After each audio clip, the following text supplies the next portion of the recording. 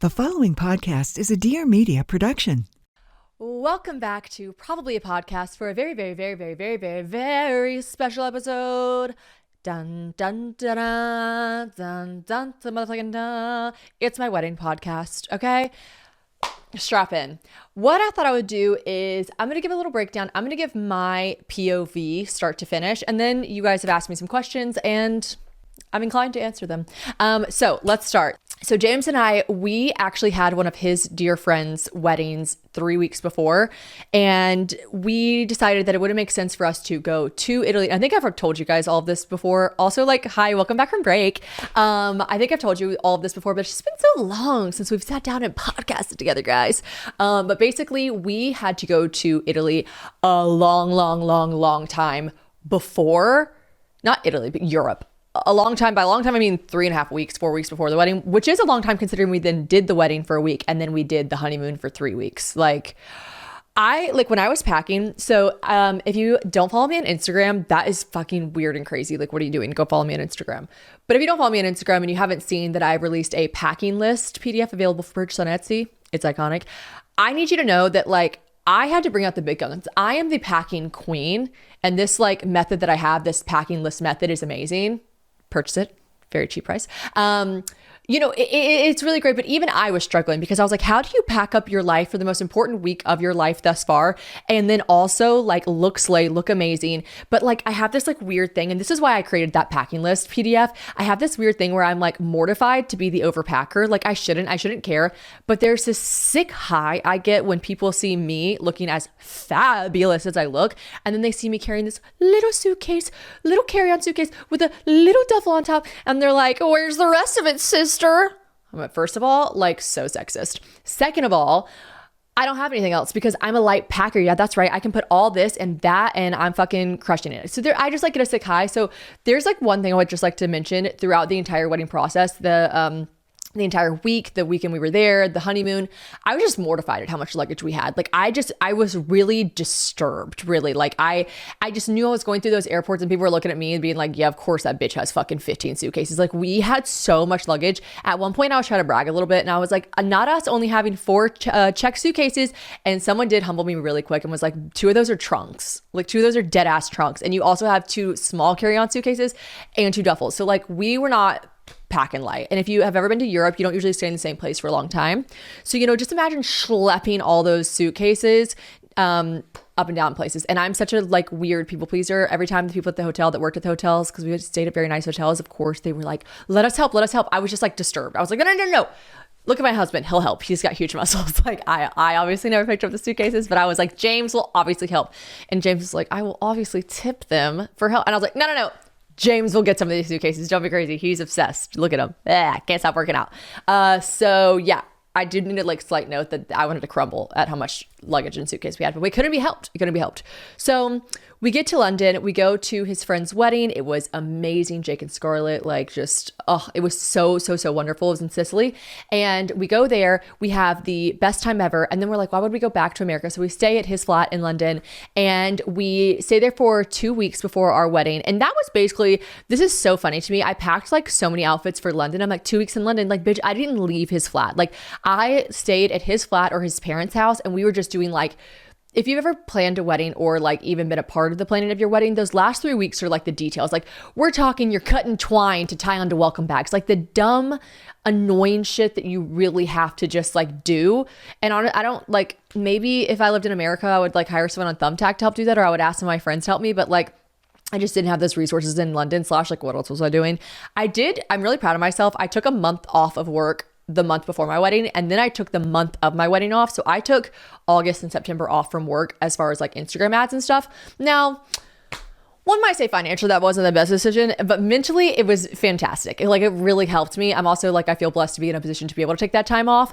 But yeah, that was really helpful. So I was kind of what else are you doing, bitch? Get to get in and tie the fucking twine yourself. So a lot of little things, but it's just funny that I packed cute outfits to go out in London. And I'm LOL, I just stayed in my pajamas and just a robe and just smelled bad and just tied stuff together and folded stuff and just was an animal caged inside. And oh, you know something that I did that's like really impressive? Here, Courtney will insert a picture of our menus right here. Here are our menus. Now, I had someone do watercolors. Her name's Designs by Kitty. She's out of Charleston. She's amazing.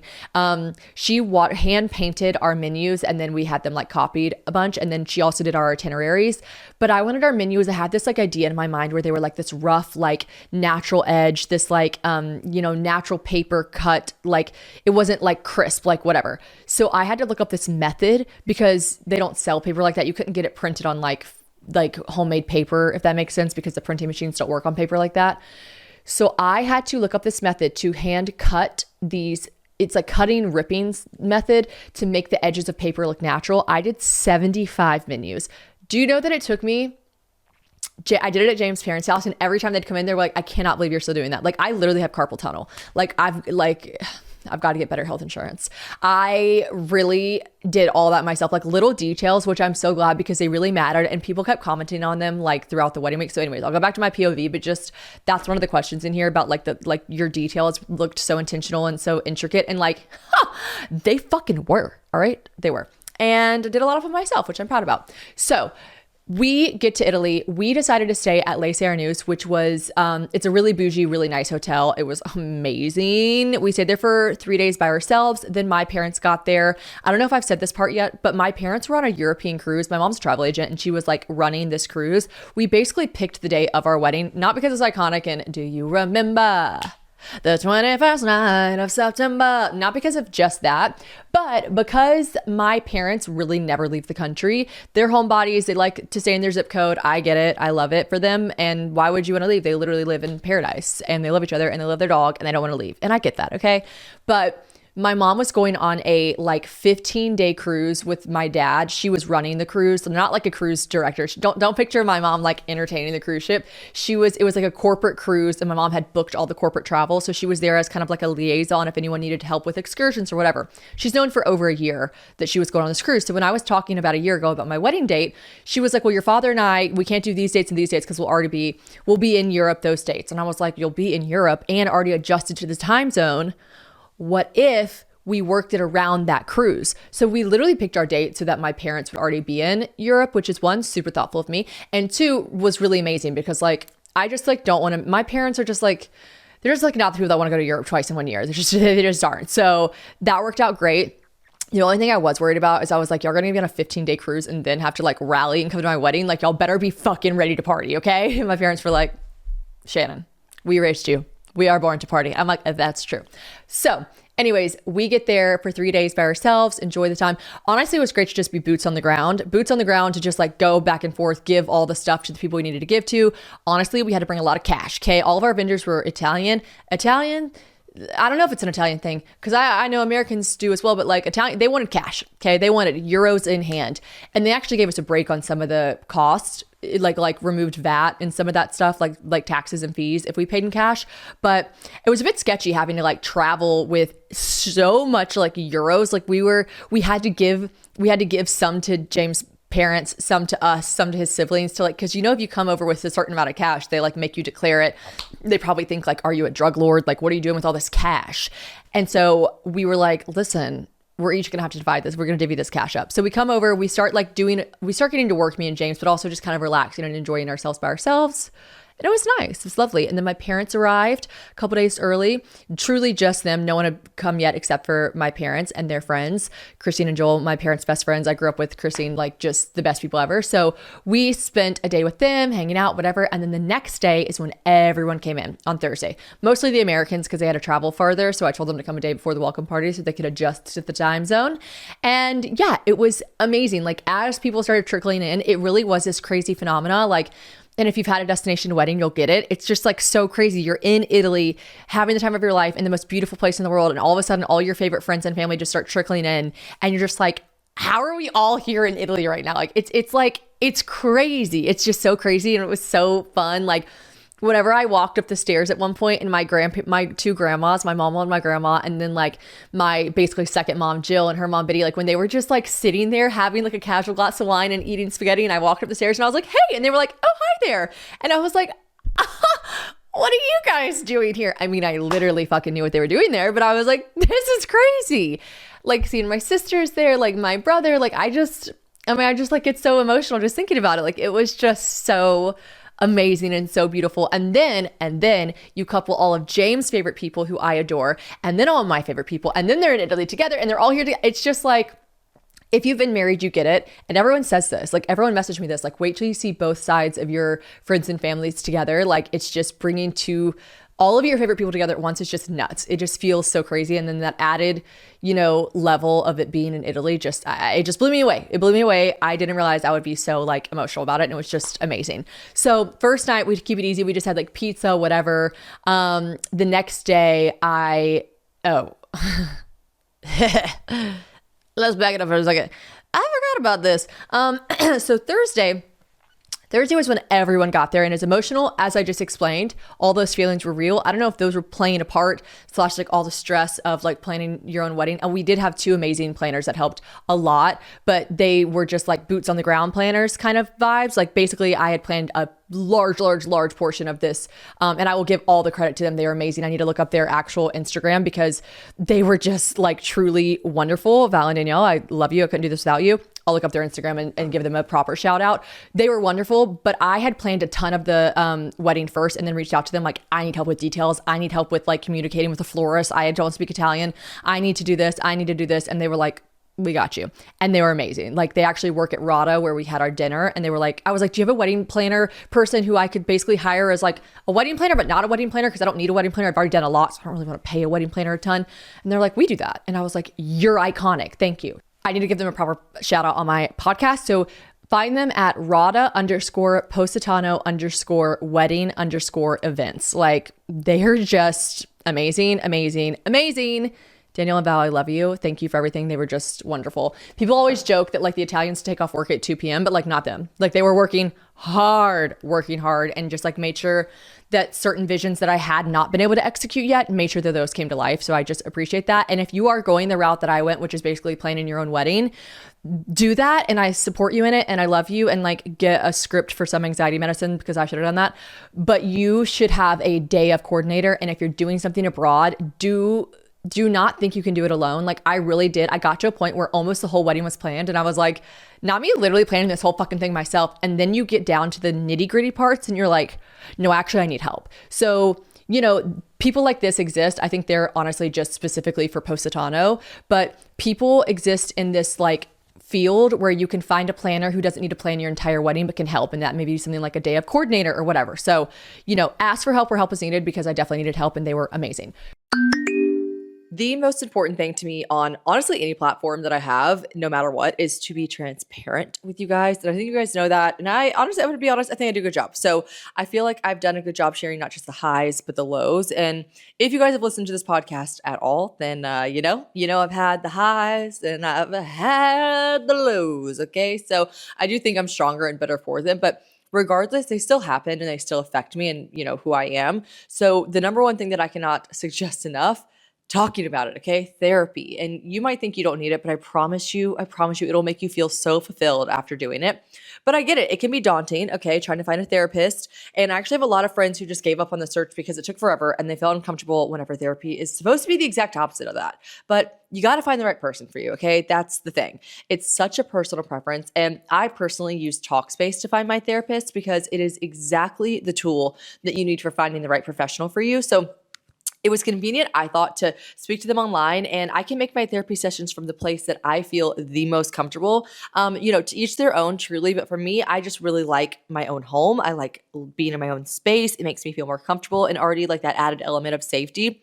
And I love how my therapy sessions are online and at the ease and comfort of a space that I do just naturally want to be in. Not to mention the affordability of it all with Talkspace. Okay, so do we all need a helping hand? Yes, but can we all afford it all the time? Not always. So that's why Talkspace is so passionate about making therapy accessible to everyone. Therapy can help you shift your perspective, find tools to cope in difficult times, and it's frankly just a guiding light.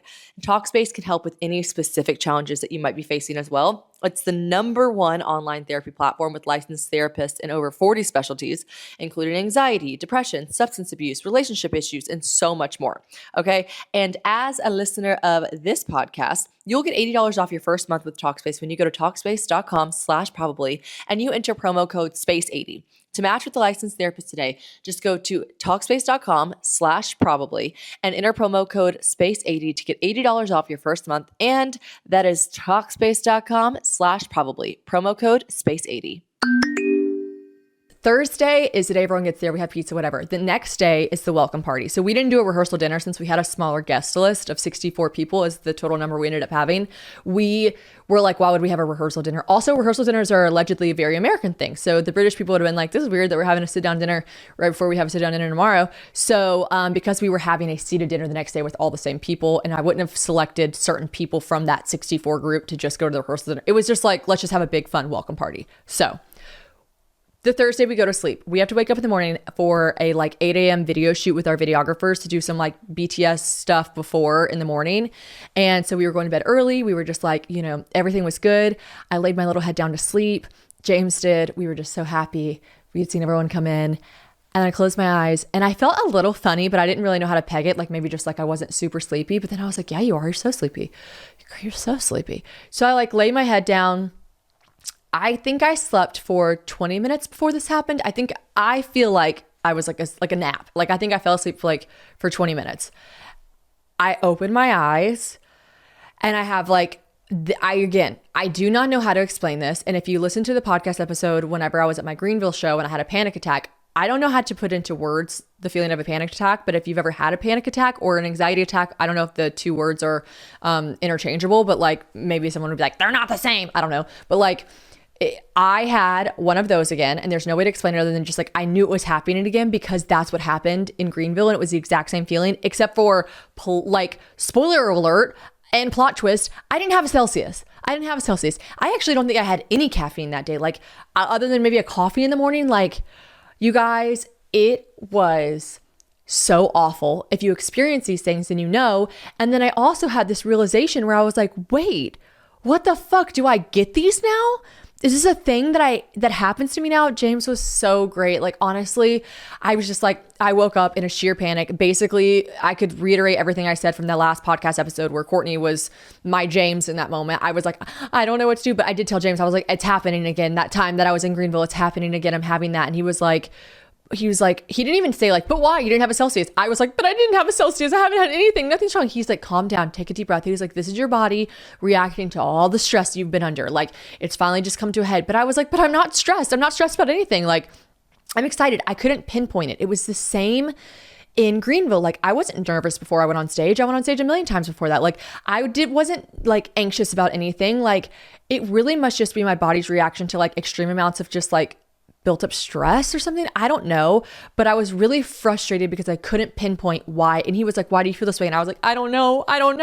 And then he just did exactly what you should do in that moment. He just like calmed me down. I was like panicked. And if you have these things and you know that no one can really talk you out of it, like you just start being like, for me, it's like visceral. Like so I'm just really panicky. I don't really know what to do. I'm just like working myself up. It's like a tangible feeling. Like I literally feel ill. Like, I'm like, I can't explain it. Like, I just feel, and then I'm like, why am I like this? Why am I having these things again? Like, what's happened to me? Like, it was different in Greenville. I could say like the fucking Celsius, fuck the Celsius. This, I was so mad at myself. I was like, why is my body betraying me like this? And James was like, stop. He's like, look around in the room. Name 5 things you see in the room right now. I was like, curtains, a TV, towels. I was like, I can't name you. And he was like, okay. Like I started, like, I don't know if that was supposed to calm me down. It kind of did for a second, but like, I know what that's supposed to do. It's supposed to remind you like, you're here, you're grounded. Name 5 things that exist in this moment right now. But my brain wasn't thinking about, like, I wasn't having a panic attack. Like, I'm stressed about this. I'm stressed about this. I'm stressed about this. So it didn't help me like calm down and like think of other things that are just like physical in the room. I was like, I don't know. I can't even think of 5 things in the room right now. I'm so stressed out. And he was like, it's okay. He like held me. Like, honestly, he did everything right. But I'm going to tell you guys, the same thing happened like whenever I was in Greenville. I got up. It was like physically in my stomach, I had to throw up. Like, I was like, I'm going to be sick. He's like, go be sick. I did not, like, I had like a glass of wine that night. Like, it wasn't alcohol induced, nothing. I go to the bathroom. I throw up honestly, he's like, did that help? I'm like, kind of. Like the release of it, I don't know, like feeling like I was in control of my body by being like, I have to throw up and then throw it. I don't know because I don't experience these things. But I didn't want to tell anyone. I actually didn't tell anyone. I told, oh, that's a lie. I told Taylor. I didn't want to tell our parents. I didn't want to tell anyone that like got like would stress out for me or treat me different. Like, is she okay? No one stressed her out. Like, I didn't want to do any of that. That night, I was like, should we just cancel the welcome party? Like, I can't go to the welcome party. And it was the same way that I looked at Courtney before the show. And I was like, I can't go on stage. Like, I physically would not have been able to go on stage in that moment. And that night, I was like, I can't go to the welcome party. Like, we just have to cancel it. Like, and James was like, just calm down. Let's just go to sleep. Good night. He's like, I don't know when or how I eventually did fall asleep. Maybe. I don't know how it happened. But I do fall asleep. I wake up. You guys, James like, how are you feeling? I was like, silly, embarrassed, fine. He's like, first of all, don't be embarrassed. Second of all, good. Third of all, like, okay. And I was like, can't wait for the welcome party today. Can't wait for the wedding. Can't wait for everything. Like, why did that happen last night? Like, I feel 100% fine. I am okay. I am so ecstatic for this video shoot we're about to do, and the welcome party is going to be so much fun, and I can do everything. I can rule the world. I'm like literally Queen Sheba. Like, what the fuck? He's like, I don't know. And honestly, I haven't really unpacked it. Even since we came back, I've just been doing a million other things. I've not really unpacked it. I don't know if I need to unpack it.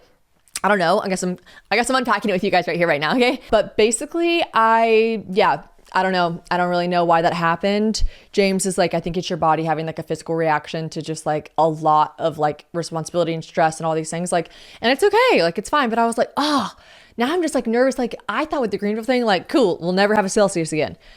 I'm like, dang, that really just happened to me again. That's crazy. And so anyways, yeah.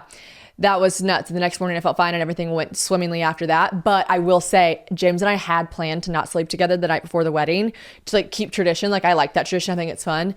And then like kind of like makes it more exciting before you you don't see each other the whole night and you don't see each other till you walk down the aisle. But honestly, I was too afraid. Like, Taylor was going to stay with me and James was going to go stay with his brother.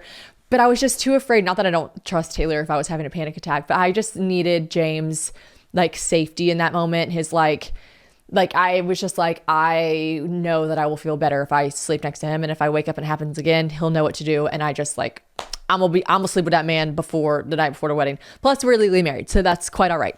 So anyways, we wake up, we do our video shoot. It was so much fun. It was like, we got a lot of great content. And I'm really glad our videographers were amazing. That was, people were asking for splurges and things I saved on. Photographer and videographer were a splurge, but you know, you have these memories forever. And then I also justified it because I was like, it's literally my job, like as far as like, you know, content. And I was like, I'm going to justify keeping this for myself because this is the artistic touch that I love. And I've looked at a ton of different wedding videos and they really make it look like a fucking movie, like a Wes Anderson movie. And I just loved it so much. So anyways, that was a splurge to answer y'all's question, videographer splurge.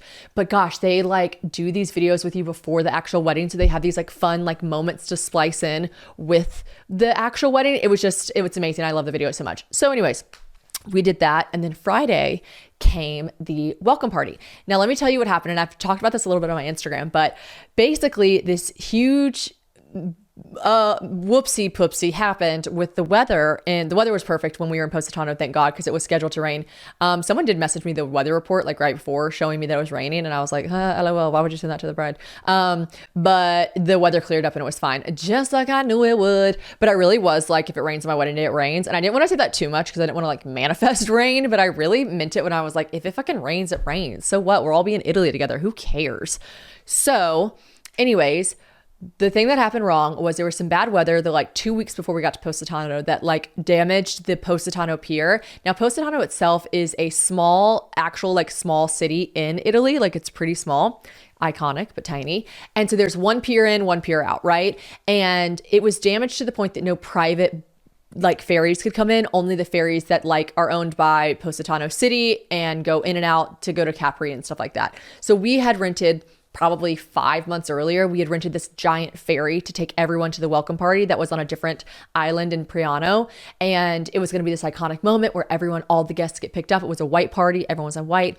The guests get picked up. They don't know where. We didn't even put on the website or the invitation like where they were going. We just said like a boat will take you to the welcome party. And I was just like, chic, fun. We get a call on Tuesday when we were literally pulling up to Italy, James and I, and it's like from our amazing planners. They're like, so the pier is damaged and the private ferry can no longer come to the dock. And I was like, okay, what are we gonna do? What are we gonna do?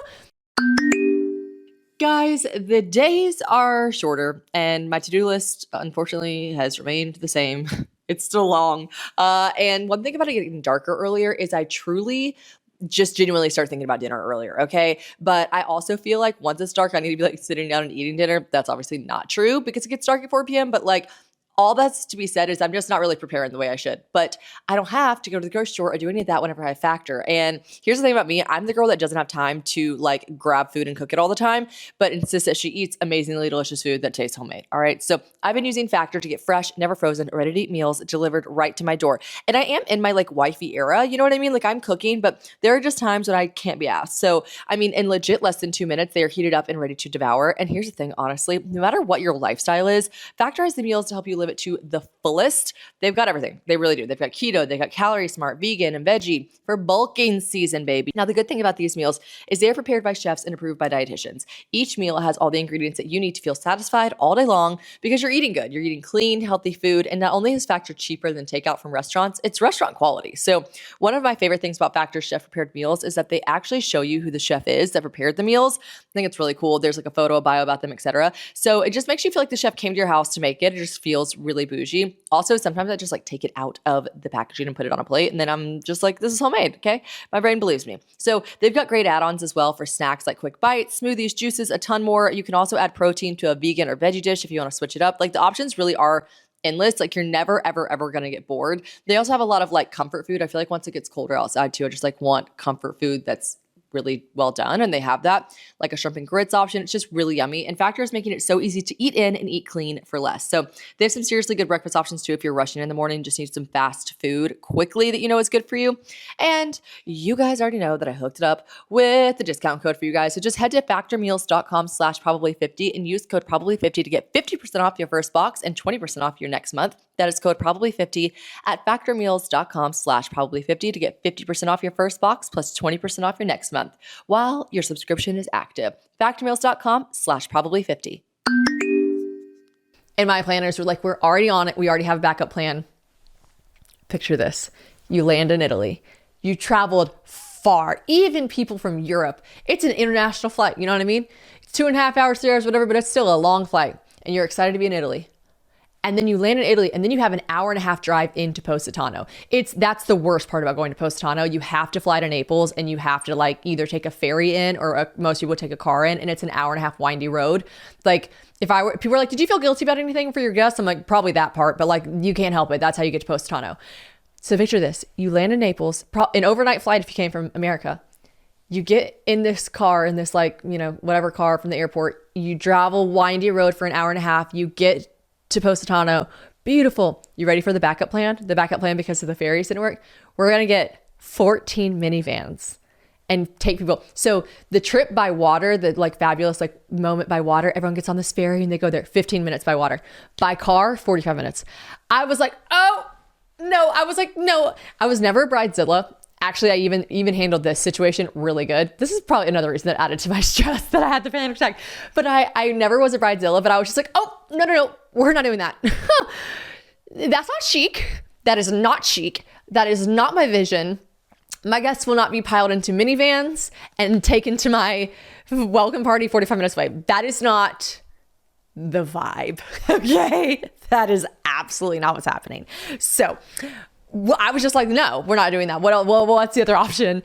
And they were like, okay, well, the only other option is to rent, you have 64 guests, is to rent 7 individual wooden boats to like individually take groups of 10 to show up. And the wooden boats are like expensive. It's like what James and I were the ferry was gonna take everyone else, and then James and I were gonna show up on this like private luxury like wooden boat. Also shouts out, because we love Giacomo. It's Lord's Boats.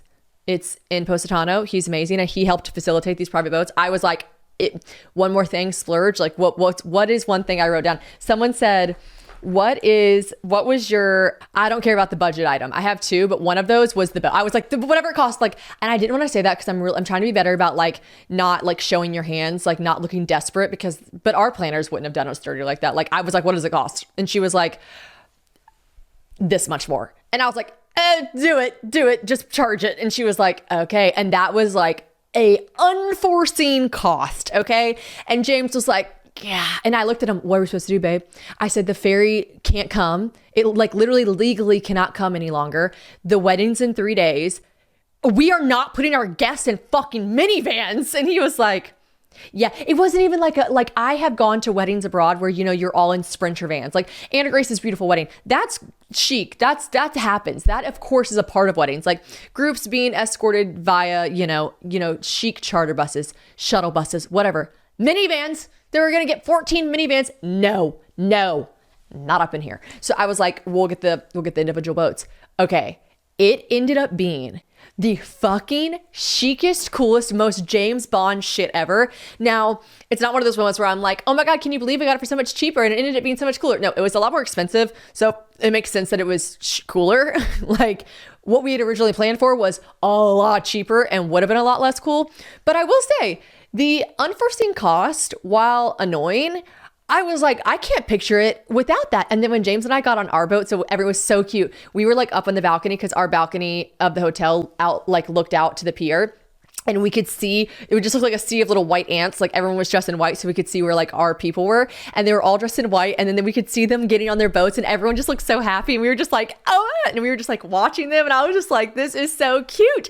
And then I just watched the chic little wooden boat take off. And I'm like, oh my God, everyone probably thinks, first of all, that we're the shit. And we didn't plan this, okay? We did not plan for this to happen. So they're probably like, wow, they've thought of it all. And I'm like, no, this is an accident. But wow. And then James and I, when we finally get on our private boat, we waited till we saw the last one go and knew that everyone would be at the welcome party for like, I don't know, like 10, 15 minutes before us, 20 minutes before us. We get on the private boat with our photographers and our videographers. And when we're on there, I'm looking at Giacomo and I'm like, who's the driver of our boat that I was talking about, who we love. And this like pretty big old ratchet looking ferry drives by. Like you see it in the distance. And I go, Giacomo, is that what we originally had? And he goes, alley cat. He's like, yes, that's what you had rented. And I was like, oh my God. James was like, that's what all of our guests were going to get on. Now in the moment, everyone probably still just would have been like, we're getting on a ferry and going to the welcome party. But like seeing what it ended up being, those like individual chic wooden boats, like James Bond moment, to then looking at the ferry, like I was like, wow, I'm really glad that got fucked up and we had to get those boats. But I think had we not known the boats were an option, nor would we have not done them, then the ferry still would have been like a fun moment for everyone to vibe and chill and get to know each other. But yeah, that was like a happy accident and an annoying, not planned for budget cost. Okay, so we get to the welcome party. It's amazing. It's just like literally it's perfect in every way, shape, or form. We loved every bit of it. It was wonderful. My parents threw the welcome party. It was at this place called Il Pirata, which is just a gorgeous like beach club, whatever. And we had like the whole area like rented out, but it was actually kind of fun because they still had a little like tables where you could have dinner, a part of the club. And like everyone was like looking up at us like, whoa, what's this party going on? Like it was really cute. So we had this whole area rented out. They had pasta, they had food, they had like amazing stuff. Oh, one tiny thing I just thought about. If you are getting married abroad in Italy, they have like something called the primi, which is first, the secondi, which is like usually like a pasta dish, and then the main is like a meat dish or a fish dish. Make sure that you announce to your friends and family that there are those courses, because I don't think we realized that. And they put out like the appetizers, and I think everyone thought that was all the food. And so everyone like really ate a ton of like calamari and like fried eggplant and stuff. And then the pasta came out, and then everyone's like, oh my God, there's pasta too? Shit. And then everyone shoved their faces full of pasta. And then by the time I realized it, I was like, guys, wait, there's fish coming. And everyone was like, what the fuck? Like, because it was kind of like serve yourself, like buffet style. So I was like, I wish I would have reminded, I wish I would have thought to tell people like, come hungry. Like I did think I put that like definitely dinner will be served at the welcome party, but I wish I would have reminded people Italian style, there will be several courses. So don't fill yourself up all at once. But these are just dumb little people pleaser things that I couldn't stop thinking about. And like people ask me that, like, you're a people pleaser. Were you like able to shut that off for the wedding? No, like if it was hot, I thought like, oh fuck, everyone's going to be hot. Like, if it was like, I don't know, if it was anything like with the food stuff, I'm like, I hope people didn't fill up too much on the calamari, and then now they're wishing they had gotten pasta, and like why did I think about that? Why didn't I just say, who fucking cares? They ate a lot of calamari. Who cares? They'll eat the pasta or not. Like, too much food is never a bad thing. No, my brain was like, oh no, they got filled up on calamari. Like, why can't I just turn that off? I don't know. I'll always be like this. So anyways, we have the white party. We got this saxophone player. Oh, this is crazy. Listen to this. Now, no, that's not nice to say. Hold on. Basically, it's not a good thing this happened. This is not good. This is not good. But I think I got a little overzealous and like crammed a lot of things into this welcome party. I had a saxophone player who brought the fucking house down, dude. Slayed the house down boots. The only thing was he did bring a camaraderie with him. Like, I don't know if it was like his like marketing person or whatever, but that girl was like, she must have been in charge of his socials, and she had her flash on. She was, at one point I was like, who is that woman? She was the flash on videoing every single guest for like, I want to say 25 minutes. Like, I thought it might be one of our people, and then I was like, that is not any of our photographers or videographers. And then I'm like, oh my God, it's the lady for the saxophone social media page. Like, I was like, are we live streaming this? What are we doing? Like, I was this close, this close to being like, I think you got the footage of it. Like, do you mind? Only because it was like really like, she was like going around like this, like she had her hands moving like this. She was like flashes on people's faces. Like she was getting down low to get his like saxophone down low. Then she'd come up to get the crowd shots. I was like, whoa, Dora the Explorer. Like, let's put the phone down. Like, this is crazy. Okay, so if you're listening to this podcast and you're watching, then you know that I sit on a very, very nice couch, but like, listen, couches need to be replaced. And this one has gone through like 3 moves with me, and it's time. So I was really excited to pick a new couch for this moment. And I wanted to go with Article because, one, I've got some friends that have ordered from Article and they just had the best experiences ever. And then 2, I really, really, really just loved their selection. Now, Article has like a lot of different styles because I feel like some websites you go to, you're like, I'm going to go to this website for this vibe, this website for this vibe. Article's great because it has a curated assortment of mid-century modern. They've got coastal, they've got industrial, they've got Scandi, they've got boho designs. So it really makes furniture shopping simple, kind of like a one-stop shop, which I appreciate because I'd rather just order a bunch of things from one website than have a bunch of different ones, a bunch of delivery dates, a bunch of different customer service teams. Like, I just don't like that. So I love that Article kind of gives you something for everything. And they believe in delightful design for every home. So thanks to their online only model, let me tell you something else that's delightful. Their prices, okay? Now, they offer fast, affordable shipping across the US and Canada, which we love because my favorite thing, now let me tell you what I got first of all before I talk about the delivery. The first thing is I got the Leah modular sofa, okay? Now, the one I got was silver light blue. You know the vibes in the podcast room. Like, we've got this like blue hue. I look great in blue. I'm a redhead. Like, it's just a gorgeous, gorgeous sofa. And like, hello, Cloud Kingdom population me. Really, I'm trying not to fall asleep from now on whenever I'm doing my podcast because the Leah sofa is the comfiest sofa ever. It's got thoughtful details. It really just makes it the perfect place to put my feet up, nap, read, watch, whatever. Because I don't just podcast in here. I also chill in here, which I loved. But my favorite thing about it is it's upholstered with stain-resistant lifeguard fabric. Now, you know I have guests in here. The guests be crazy. We be spilling stuff, you know? And so it is there to help you rest easy with their stain-resistant lifeguard fabric, which I love. Now let's talk about the shipping. This is what I loved about the shipping. They don't leave you waiting around, okay? You pick the delivery time and then they'll send you updates every step of the way. None of that nonsense where they're like, we're going to deliver it on this day. And you're like, that's my birthday. I'm out of town. They're like, sorry. No, Article doesn't do that. They let you pick the delivery day, which we love. And Article is also offering my listeners $50 off your first purchase of $100 or more. So to claim, you just visit article.com/probably, and the discount will be automatically applied at checkout. That's article.com/probably for $50 off your first purchase of $100 or more. Anyways, we had the saxophone player who was just incredible. If you've ever been to like Europe and the saxophone players like playing along with the music at the club and like classics and stuff, it was just really fun. And then we had a surprise. So basically my really good friend Brantley, she threw me a shower in South Carolina. She had this incredible singer come, Ryan Trotty. I was like blown away by him. He lives in Nashville. He's amazing.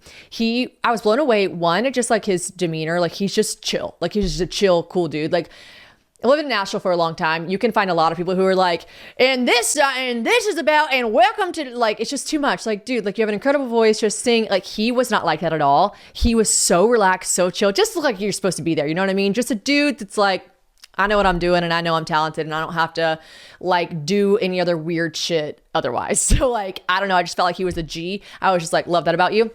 And then he starts singing and his voice is incredible. This man, I swear he's like a jukebox. Like he would cover rock and I'd be like, whoa, he'd cover country. I'm like, whoa, like the sing-alongs, the classics. Like by the end of my shower, we were like, just like, we couldn't even get over how fun it was and how amazing it was. And I jokingly said to my parents, too bad he doesn't do gigs in Italy. And my parents were like, oh yeah, wouldn't that be fun? My parents surprised all the guests and flew him out to Italy, and we didn't tell anyone, and he surprised everyone. He sang all these sing-alongs, and it was really fun because he would sing like 4 songs, and then the DJ and the sax guy would come back. It was the DJ who would play a bunch of like crazy good house music, and we had Europeans there, Americans there. It was just like the perfect mix. And also like we needed to give Ryan some breaks because he was just like singing his lungs out for like long amounts of songs and incredible songs. But the way he also slayed the house down boots. Like everyone couldn't even believe it. And it was just like so fun. Like our MC Freddie, who's one of James's friends in Europe, they have MCs. And I think around here, they kind of have like MCs to kind of guide the night as well. But Freddie like introduced him. He's like, the bride wanted to make sure you could feel her southern roots all the way here in Italy. So all the way from Nashville, Tennessee, Ryan Trott. It was just like, everyone was like, what? Like people that had been to the shower in South Carolina were like, what? Like he is there and now he's here. Like it just, because we kind of like hid him. We were like, we don't want anyone to know you're here in Italy until like the welcome party. It was just like iconic and he crushed it. And everyone, we were just like screaming these songs at the top of our lungs and it was amazing. So anyways, I had one more thing. And then my sister gave an incredible toast. James' dad gave an incredible toast. And then I had this other thing that the planners had suggested, and they're these authentic Italian dancers. Now, I just thought that's just going to be funny. Like they really like, they almost look like they're in those outfits that look like Oktoberfest. Like they almost look like they're in those like what are they called? Like Lederhosen, like German, like that kind of vibes. Like they're in the little skirts and suspenders and the guys are in their authentic outfits. And anyways, it's like from old school. And then they have these baskets full of lemons and they do these like in crazy dances. And then they apparently they get the crowd involved. And so I had planned for that, 2 of those dances to also surprise people. So it didn't really matter that it didn't happen because it was a surprise. And again, I'm not thankful this happened at all. This is awful, but I will say I might've tried to squeeze a little too much into the welcome party. So we probably wouldn't have had time for it anyways. But when we get there, one of my planners pulls me aside and she's like, hi. She was like, I'm so sorry. I'll explain more later, but the dancers cannot come. And I was kind of like, oh, that's fine. I don't think we have time for it anyways. Like we're cramming too much in there. And she was like, they've been in a terrible accident. And I was like, oh my gosh. Oh my God. I was like, really? She's like, on the way here, they got in a terrible accident. I was like, well, oh God, I hope they're okay. And I don't know if this is the Italian language barrier or what, but she looked me dead in the eyes and she said, one of them is not. And I was like, oh my God, this is dark. Like I was not laughing at the time. Like I'm only just giggling a little bit now that I know they're okay. Cause like, I asked the next day, I was like, did one of them die? And she was like, no, just very injured, which of course, like, God forbid someone got injured. Like that's also awful. But like, I'm telling you, when she looked at me and said, I was like, oh no, I hope they're okay. One of them is not. It was giving like, you'll have to carry Madame Zeroni up the hill. Like it was giving like, ooh, it was like dark. I was like, I was like, oh no, shit. Someone die on the way to my welcome party? This is seeming like a bad omen. This is not good. But no one died. Everyone's okay. I have since checked in. The dancers are fine. He will live to see another day. He will dance again. I hope you dance. I hope you dance. He's dancing.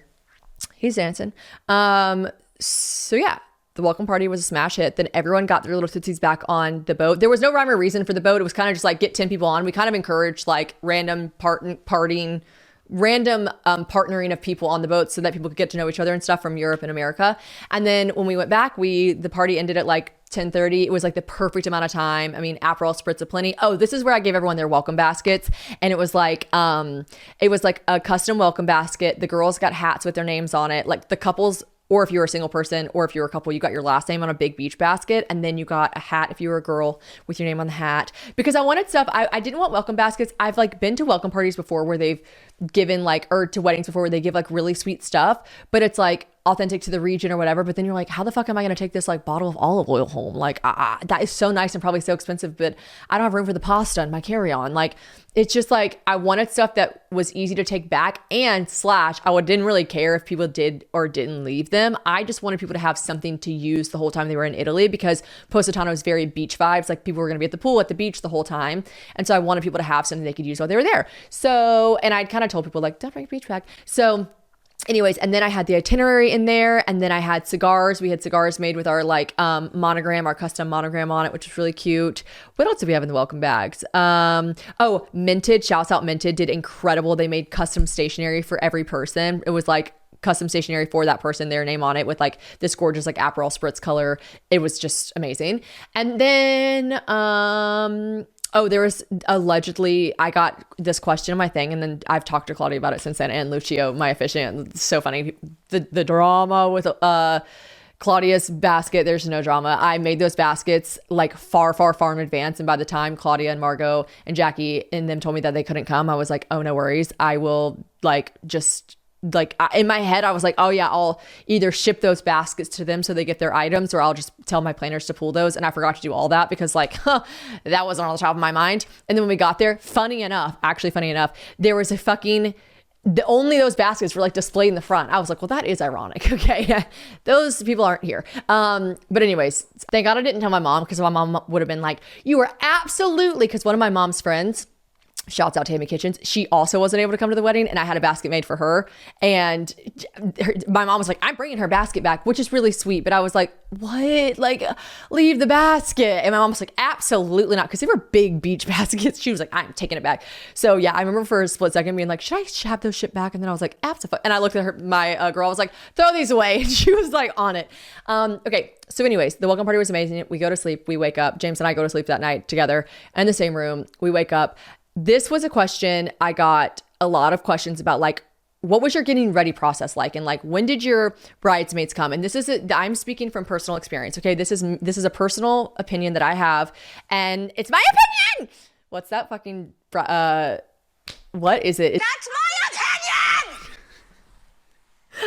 Don't you get it? Everyone goes silent.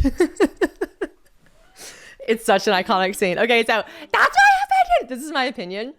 I have been to so many weddings, and I love girlhood. I love girl time. I knew as the bride, I do not mind being a bridesmaid and getting into that hair and makeup chair at 9 a.m. and staying in that room with all my girlies and shooting the shit, drinking mimosas, hanging, doing whatever, looking at TikToks, being funny. I don't mind doing that when I'm a bridesmaid. I have done it 1 million times, and I like it. Okay, it's fine. I knew as a bride I would not want to do that. I asked very, very long ago if any of my bridesmaids wanted their hair and makeup done. I had 2 people say they wanted their hair done. Nobody wanted their makeup done. I kind of knew based on who my bridesmaids were. I kind of knew they wouldn't. Everyone wanted to do their own. So I was like, cool. So I'll help you find hair for you two. And then y'all can like go to that salon, or they can come to your hotel. They ended up having the people come to their hotel. And I was like, I am just planning to get ready. Now, I didn't know at the time if I would want to get ready alone or just with my mom. I knew I probably wouldn't want to get ready alone. But basically when it came down to it, that morning, I asked Taylor if she would come in the room. I asked my mom if I could get ready. My parents stayed in a really, really beautiful suite. And so I got ready in my parents' suite. James's parents let James and his groomsmen get ready in theirs. But I just wanted to just kind of like be calm and relaxed. I also didn't want to start getting ready at 9 in the morning. My ceremony was at 4. I just think that's a lot of time to get ready. And I know a lot of time people get ready that early because then they have photos. James and I didn't have any scheduled photos with photographers. I really asked my photographers to be there to capture candid moments and just like things as they happened. I was like, just be there and pull me aside if you have like a moment you want to get of me against a wall, or if you see a moment for me and James or me and Taylor or me and my parents or me and anyone, like grab me for sure. But I didn't want to do the thing where, and again, this is no shade to anyone else. This is just what I wanted to personally do. I know a lot of weddings, people come with a shot list. They're like, okay, bridesmaids on the bed, smiling, laughing. Okay, now we need to get Shannon and James over there after the ceremony, shoot for an hour, individual pictures while everyone enjoys cocktail hour. I'm like, no, I want to be at my cocktail hour. I knew there'd be like scheduled photos with me, I just was like, just put me where you want to put me, but like, I don't want to take that many photos. I'd rather get the photos back and be looking at moments that happened during the wedding than get photos back of us like posed, like, you know, whatever. So that was my personal opinion. So I didn't need to get ready that early. So I started getting ready around 12. My dear friend Beck, amazing, made my Beck makeup. She did my makeup, but she was a guest at the wedding. So she kind of just did that as a favor to me. She did my makeup as a wedding gift for the welcome party and for the wedding. So she came in and did my makeup. The wedding hair was a very last minute, like, holy shit, this is amazing that this worked out. Nicholas, his Instagram is hair by Nicholas, Nicolas. He DM'd me like randomly, and I'm talking 2 days before the wedding. James and I had just landed in Italy, and he was like, I'd love to do your hair for the wedding. I don't know how I even saw the DM because I was getting a lot of DMs that day. It like popped up and I clicked on it and then clicked on his page and I was like, am I fucking crazy? Because I was just going to do my own hair. And I knew I wanted to do my hair natural. I'm not wearing my hair natural right now, but I knew that it'd be hot in Italy. And I also just like, I was having a renaissance with like my natural hair. Now I knew it would need to be tweaked. I knew I would need to have to like add some curls and like tweak, because natural hair is just like, you know, not as done. And I wanted it to look like perfect and styled for the wedding, but in a like, ooh, I just woke up like this kind of way. And yeah, I was like, I'm not trusting anyone to do that. I just figured out how to do this with my own hair a month ago. I'm not trusting someone else to do it, but I looked at his page and I sent him a picture of like what I wanted to do.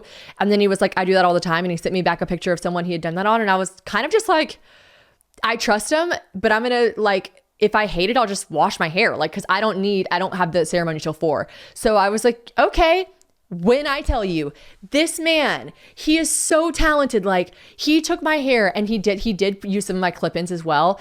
Oh my gosh, like, I didn't even know how to explain to him what I really wanted because I wanted my hair half up, half down for the ceremony.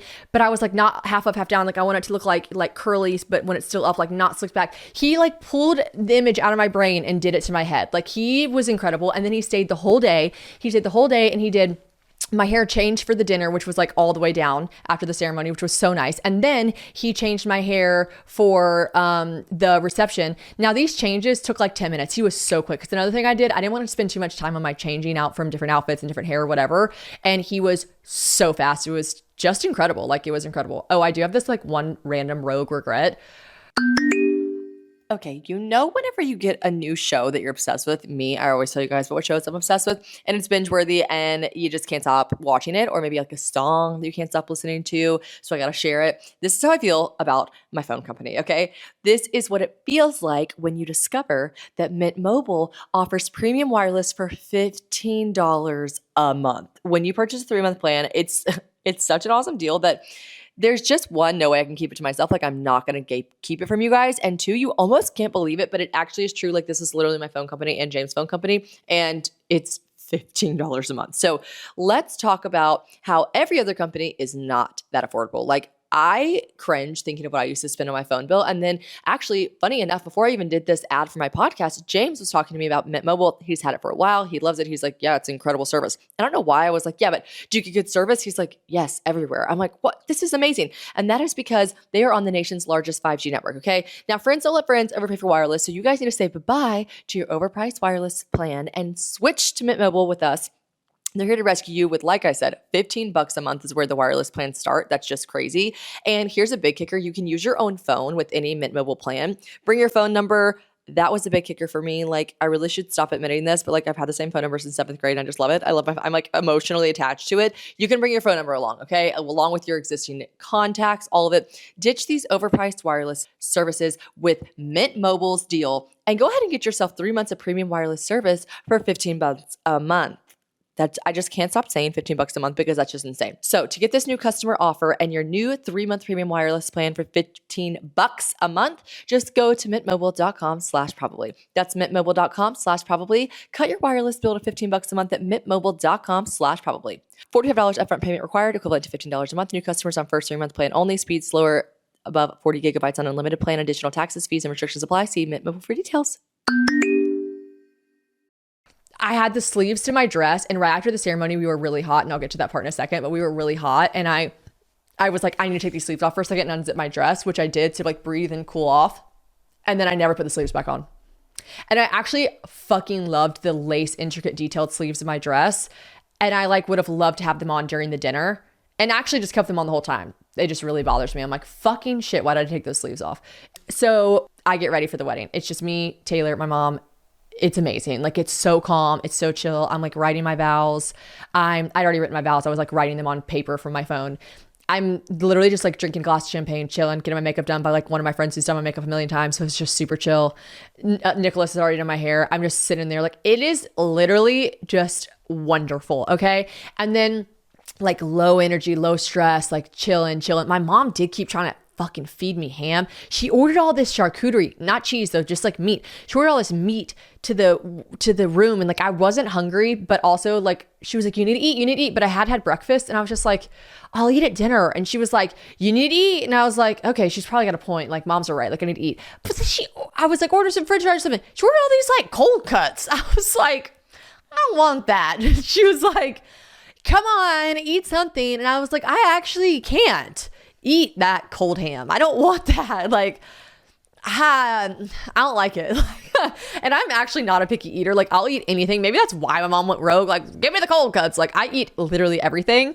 And I was like, I don't want that. She was like, oh, you're not gonna have anything on your stomach. And I was like, I can't eat that right now, Mom. I really can't. I just can't. It's like looking at me funny. I really can't. And so I didn't eat the ham. And then my dad comes in. We do a first look. He's so sweet. He like got emotional. And then we take a couple videos, pictures here and there with my photographers. And then it's time.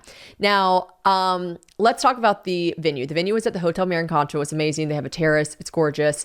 And the terrace is set up for me. And I have Taylor because you can see from our balcony. So I had to like kind of stay off the balcony at some point because I didn't want the guests when they started getting seated to be able to see me.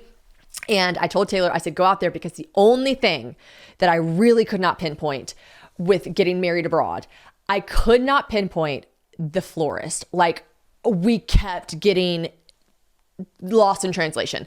I'd say she really only spoke Italian. So my amazing planners were helping me. You know, it's the iconic video that I posted on my Instagram where I was like, when your wedding's a surprise party, because you don't know, everyone's just speaking in Italian around you and you don't know, this is what happens when you get married in their homeland and you don't know the language, bitch. Like learn Italian or stop complaining. And I'm not complaining. I just was a little nervous about the florals because I was like, I can't really understand what she's saying. And I kept asking for examples and she'd send me and I'd be like, whoa, I was trying to explain to her, I wanted like light blue flowers that faded to like light lilac to lavender, but like everything light, pastels. And then it faded into white and then the arch was white and green.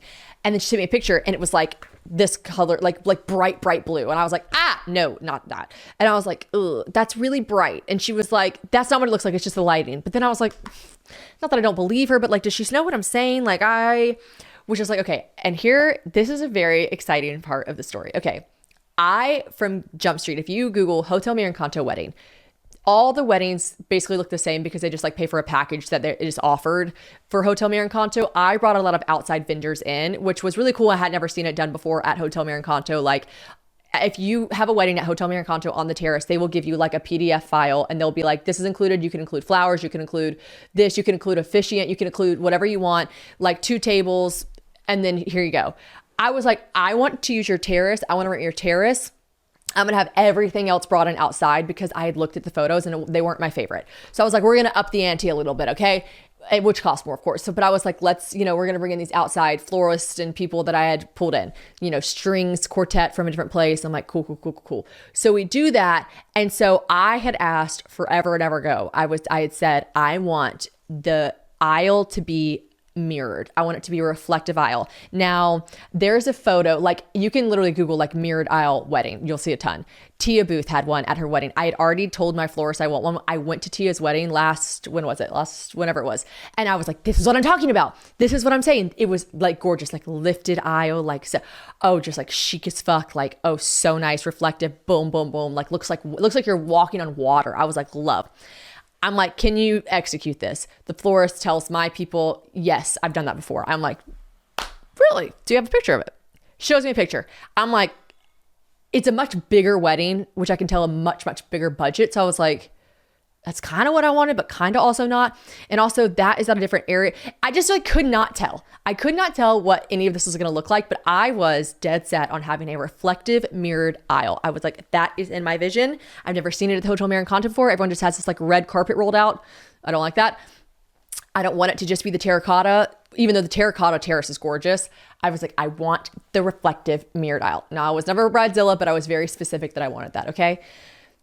I have Taylor go out on the balcony right before I walk out. I'm like, go look and tell me if my vision was executed correctly or incorrectly, because I don't want to be shocked when I like am holding my dad's arm walking down. Like, just tell me you either need to prepare yourself now because it ain't what you wanted, but get over it, bride, you're going down the aisle, or give me a thumbs up, it looks great. She comes up back, she goes, it looks great. I'm like, really? She's like, the flowers are fucking beautiful. Like, it looks great. I'm like, aisle? She's like, good, great. I'm like, cool. I walked down with my dad. Picture this, Positano, 77 degrees. Oh, perfect, baby. 77 degrees. That's basically room temperature outside. It might have even been like 74 degrees. I can't remember. It was like perfect weather. All right. Sun shining, not a cloud in the sky. I go down the aisle with my dad. I'm like walking down the aisle. I do hate that like hurry up and wait part of it. Like, I was ready to walk down the aisle, but they were still like seating people. And I was like, let's go. I'm not nervous, but I'm getting nervous. Like, let's go. And I had to walk down a lot of steps. The aisle itself was short, but the people could turn and see me once we walked down the steps. I have my dad's arm. I'm holding the dress. He couldn't walk beside me down the steps because there wasn't enough room for us on the steps to be side by side. Plus, he was holding my dress. He was like holding my dress, and then I was holding the front of my dress up so I wouldn't trip and fall down the stairs, and I was holding onto the banister. So I'm like walking, he's walking. It's literally right about the point where the guests stand and turn to look at the bride walking down the stairs. You know, the officiant says like, please stand. My dad goes, hold on, honey, hold on. The band has started playing. I was so specific. Oh my God. I painstakingly took so long to decide what I wanted to walk down the aisle to. And then I was like, I'm going to walk down the aisle to string quartets playing. And it was all Yellow by Coldplay. James is obsessed with that song. We love that song together. I'm like, he's literally going to cry. It's going to be amazing. Spoiler alert, literally after the wedding, I was like, can you believe I walked down the aisle to that song? He's like, what'd you walk down to? I was like, what the fuck? Like, what the fuck? So like half the shit you think is going to be so important, don't worry about it. Like, he was like, what'd you walk down to? I don't even remember. I was just staring at you. What'd you walk down to? I was like, I literally like, I went over that in my head for hours. Okay. Anyways, I'm walking down. It's like, it's playing. I tell the planners, I want the timing to be perfect. I want the beginning of the song to start for a little bit, and then I want to start walking. The timing, perfect. As I'm walking, I'm just about to see the guest as it goes, and it was all yellow. My dad goes, hold on. I thought like he stepped in my dress room. I don't know. I was like, what? My father is tying his shoe. The guests have already seen like my head. Like, they saw my head and then I yanked it back, and my dad's tying his shoe. I go, no. I go, get up. And he was like, he goes, I got you, honey. What did he say? I ain't got a choice. I ain't got a choice, honey. I'm like, well, fucking speed it up. I actually need to ask the videographers if they have this, because they were videoing me right as I came down, and it was like my head came back. He tying his shoe. I will never let him live that down. He's like, I don't have a choice, honey. I'm gonna look at this. I don't have a choice. I'm like, oh my God, you do have a choice. Don't tie your shoe right now. What the fuck?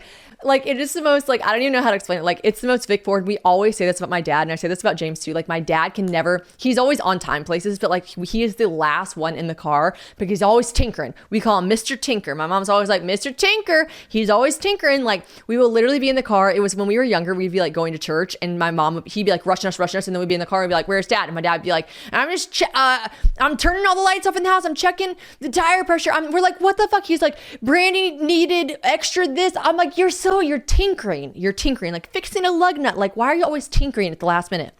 Vic Ford, tinkering. As I'm walking down the aisle, tinkering, tying your shoe. What the fuck? Crazy. We were walking down a lot of steps. I mean, maybe he didn't have a choice. I don't know. Anyways, he ties his shoe. We walk down the aisle. Picture this. I'm like, wow, it looks gorgeous. Taylor was so right. I had made these fans kind of just as like a cute little like nod, like it's just another extra detail. You know, they had lemons on them, they had our name on them. Like, it was just kind of a cute thing to put on the seats, even though I knew based on the weather people wouldn't need fans. I'm walking down the aisle, and as I'm walking down the steps, I see everyone is smiling. No one looks sweaty, no one looks hot.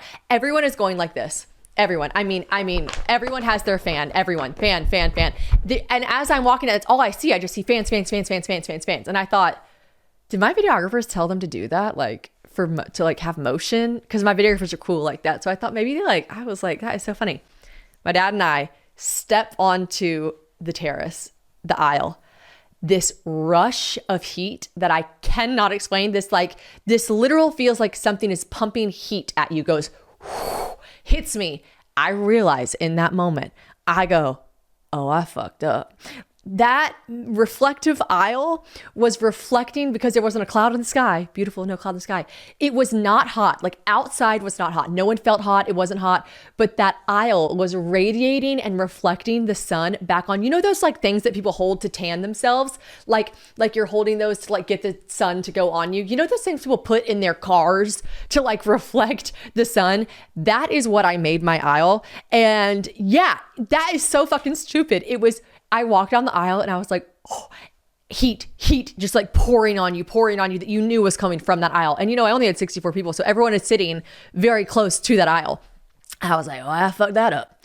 I basically just put all my guests into a fucking air fryer. Okay. Like all my guests rotisserie chickens and the fucking tinfoil is just like, and I'm like, oh no, that's not good.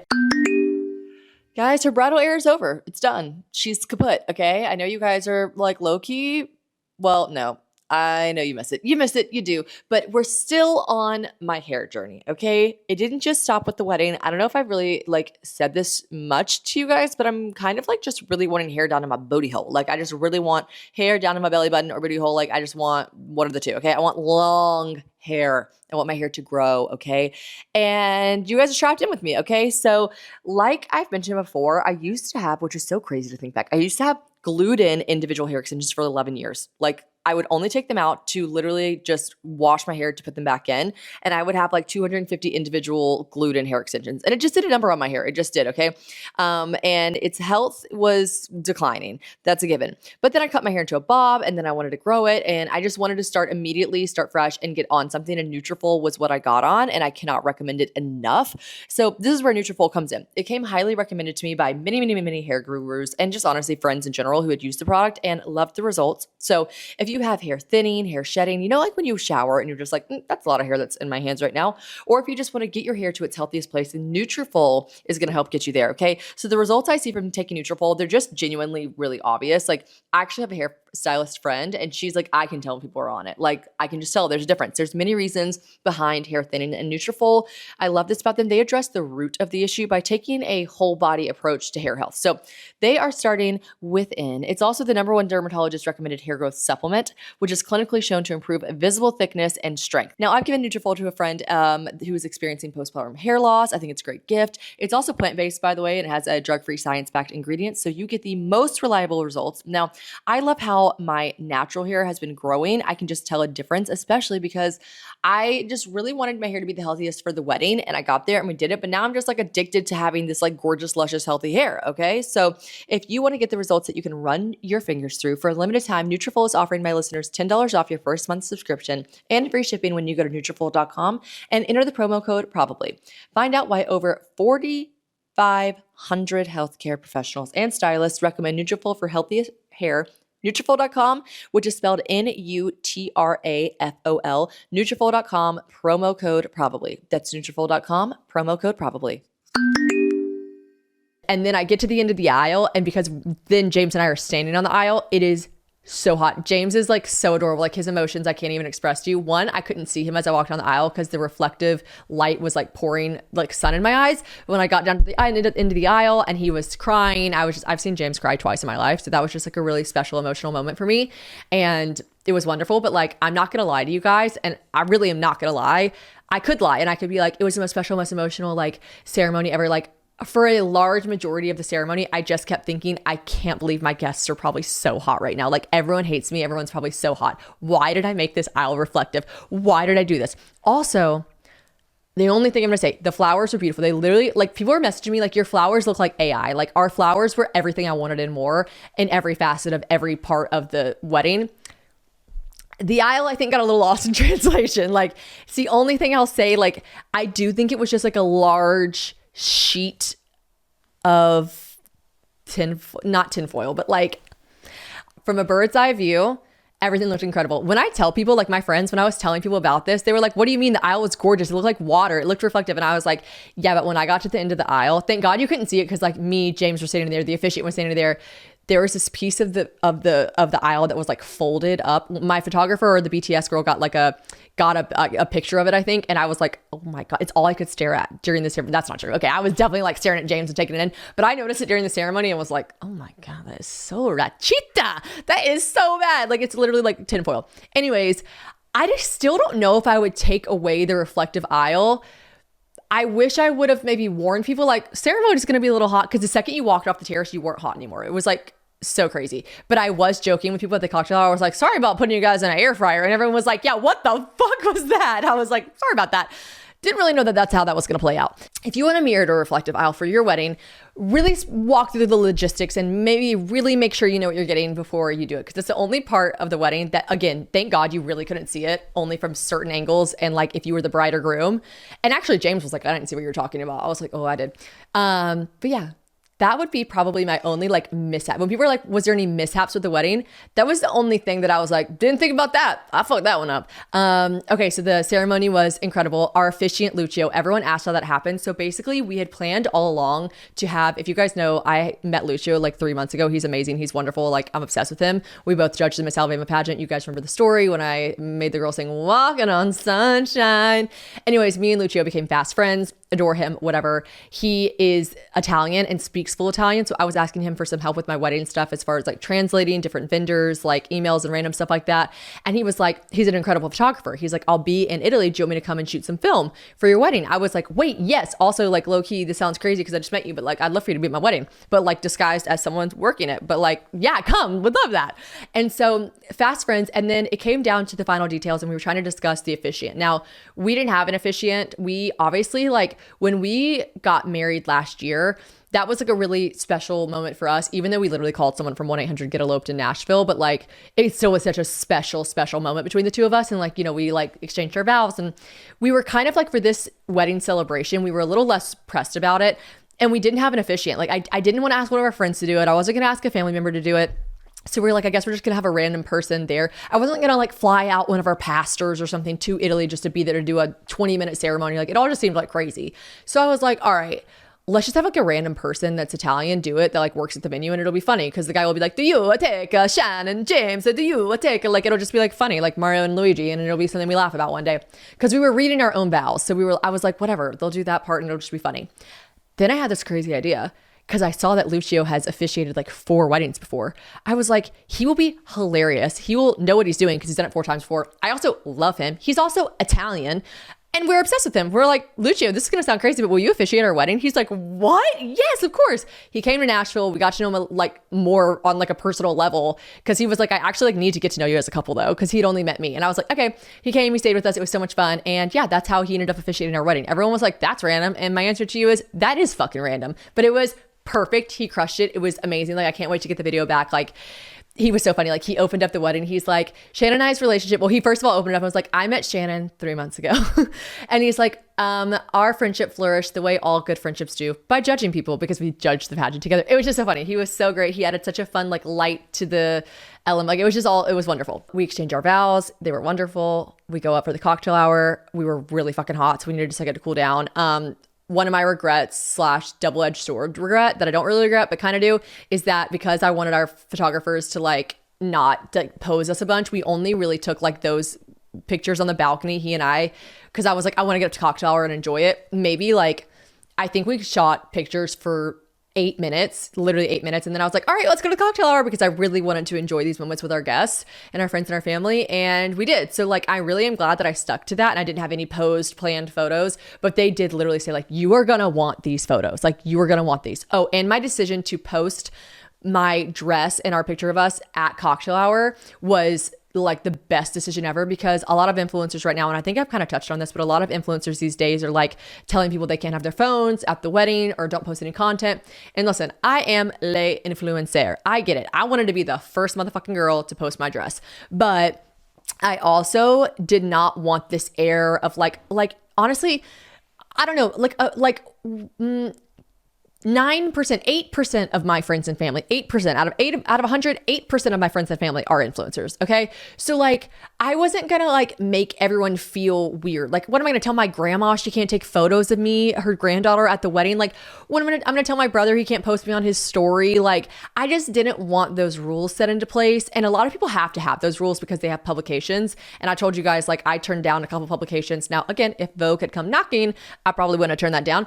But like a lot of people, when they have publications reporting their wedding, they're not allowed to post. So they have to tell everyone, like, you can't post. I have to wait for 2 weeks. I just was like, I don't want any of that.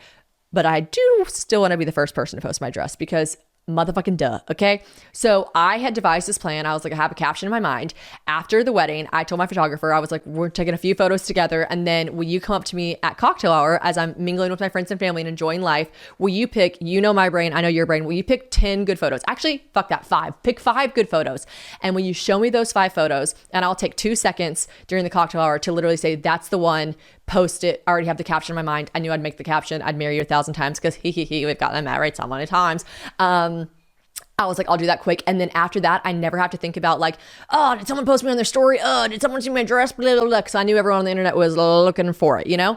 And I also was like, I love all of you guys that are on the internet. I want to give you guys my moment. It's so fun. So that was great. I'm really glad I did that. She literally came up to me. I was drinking an Aperol Spritz. She's like, hey, got a second? I was like, sure do. She's like, these are the 5. Which one do you like? I was like, which one do you like? She's like, I like that one. I was like, I like that one. Posted it. Caption.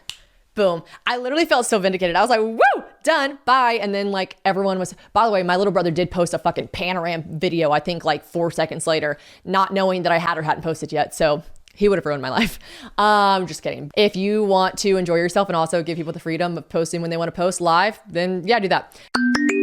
Okay, this is a PSA for anyone who rents, okay? And that used to be me. I used to be a renter. And let me just say, first and foremost, I talk about it a lot on my podcast whenever I was going through my home buying process. Like, honestly, I'm really over the renter shame that people get. Like, sometimes you just need to rent for a while. Just because you're making money or just because you've lived in the same place for a long time doesn't mean you just need to buy a house, okay? But everyone says the same thing. They're like, you're throwing away your money. You're throwing away your money. And they just like give you this weird renter's guilt that I don't like. And I'm not here for that, okay? So I'm going to tell you something that's going to make you feel way, way, way better about renting. And honestly, I'm really jealous of you guys because I wish I knew about Built whenever I was renting. So if you haven't heard about Built, you're about to thank me because earning points on rent is now a reality when you pay your rent through Built. So you don't even have to check with your landlord to start earning points. You can use towards flights, that's right, hotel stays, fitness classes, even your next rent payment. So let me break it down for you. Okay, so if you're a renter, start taking advantage of Built because you earn points. It's a no-brainer. Groceries, travel, practically everything else that we buy, but we should be earning points on rent too, right? Like, why not? So one of our biggest monthly expenses, like I should be earning rewards from this, but Built changed the game by letting renters earn high-value points on rent in around their neighborhood, okay? So there is no cost to join Built, and as a member, you'll earn valuable points to rent on your everyday spending. So Built points can be transferred to your favorite hotels, airlines, like I said, even the ones that you haven't heard of. And there are over 500 airlines, by the way, and 700,000 hotels and properties around the world that you can redeem your Built reward points towards. Now, points can also be redeemed towards a future rent payment, which I think is a really cool, unique experience that only Built members can access. Like, that's just, to me, amazing. So if you're not earning points on rent, like my question is, why not? I am going to judge you. I'm going to give you a little guilt. If you're not using Built, you need to be using Built. So start earning points on rent that you're already paying for by going to joinbuilt.com/probably. That's JOINBILT,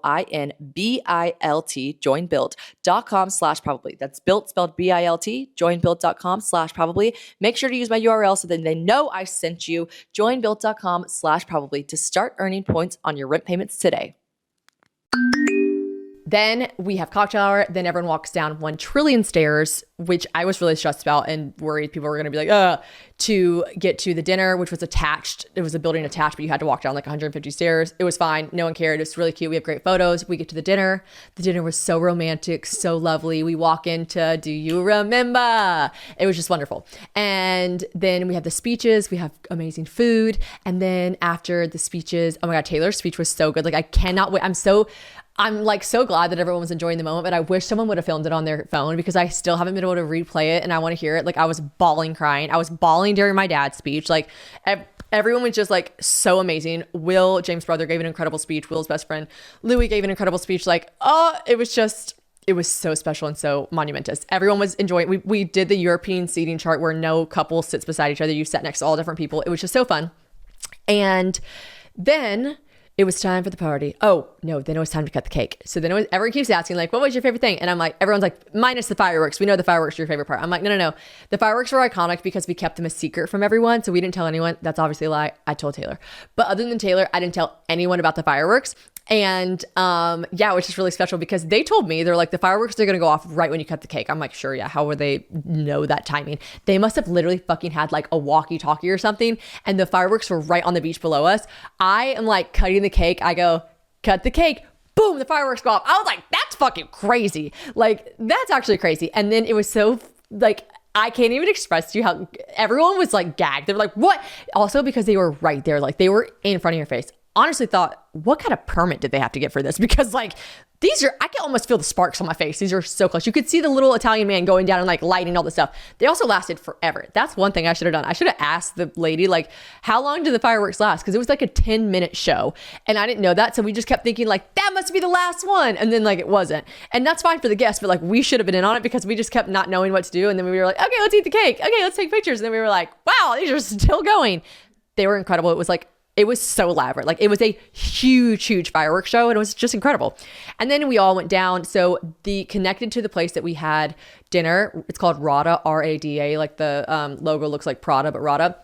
Connected to the venue is this club. It's the only club on the Amalfi Coast. It's called Music on the Rocks and it's in a cave. Now I knew obviously we wanted to do the reception there because it's literally connected to the spot we had dinner. And I didn't want anyone to, the day of the wedding, if you've noticed what I said, the hotel Marinconto Terrace, and most people were staying at the Hotel Marinconto Terrace was the wedding. You walk downstairs to get to dinner. You walk down from dinner. Like no one had to we didn't have to schedule buses or transport to go to these different locations, which I really liked. So we go to this cave. I asked from the get-go, I'm like, I want this thing exclusive. They're like, we don't do that. This is the only club on the Amalfi Coast. It's a Saturday. We don't exclusively rent.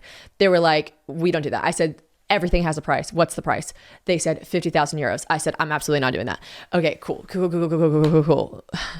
Got it. No. What are our other options? They're like, well, Music on the Rock doesn't really kick off like most European clubs until midnight.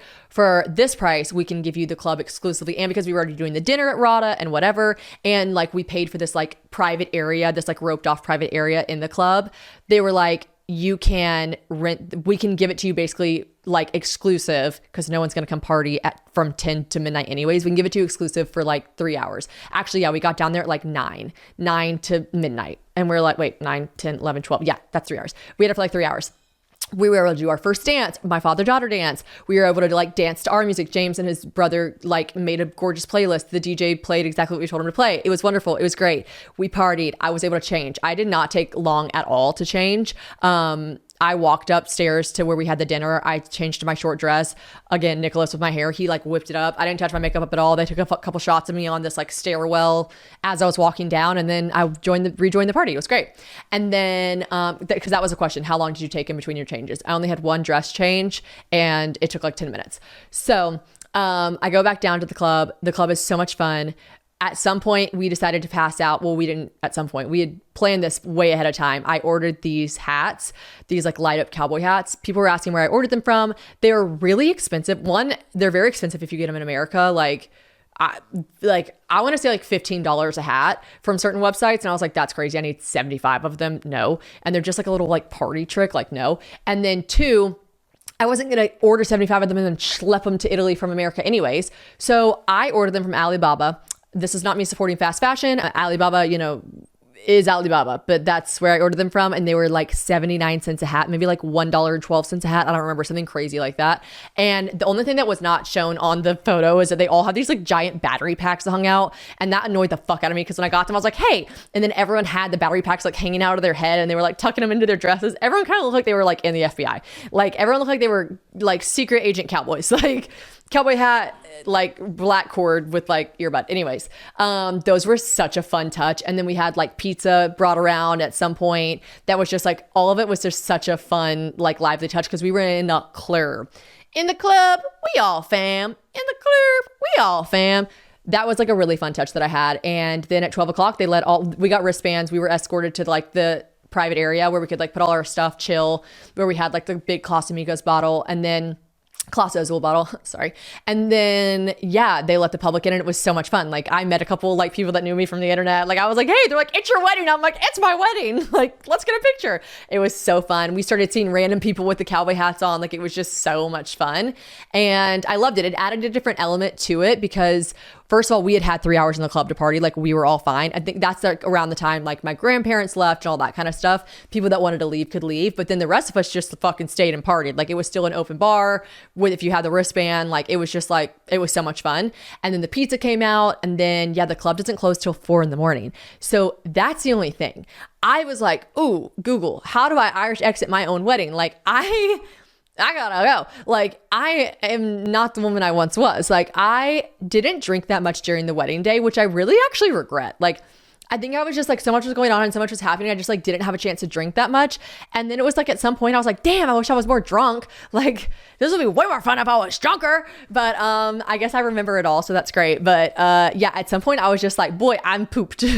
I would love to go. And James was like, James's European friends are like, till 4 a.m. Like my brother was like, had his shirt off and his vest on and was like, well, fucking partying. Like everyone was going crazy. And I was like, you guys live your truth, but like, I gotta fucking go. And James was like, let's go. So we left, I think at like 2:30.